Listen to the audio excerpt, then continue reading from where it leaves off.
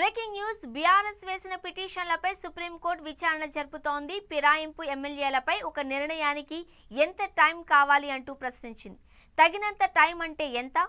Assembly గడువు ముగిసేంత సమయం కావాలా అంటూ కూడా సుప్రీంకోర్టు ప్రశ్నించింది. మనం ప్రజాస్వామ్యంలో ఉన్నాం, పార్టీల హక్కులకు సంబంధించిన అంశం ఇది అంటూ సుప్రీం ఆగ్రహం వ్యక్తం చేసింది. ఇక పార్టీల హక్కులకు ఇబ్బంది కలిగితే చూస్తూ ఊరుకోమంటూ కూడా చెప్పింది.